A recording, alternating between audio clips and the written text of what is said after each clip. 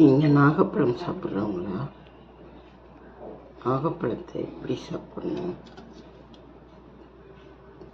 கொஞ்சம் மிளகு, கொஞ்சம் உப்பு போட்டு, மிளகுத்தூள் கொஞ்சம் உப்பு போட்டு,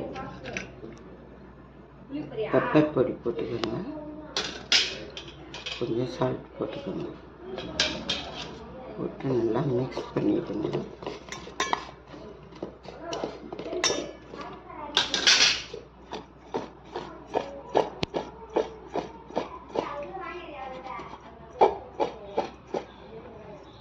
மிக்ஸ் பண்ணிவிட்டு சாப்பிடுங்க.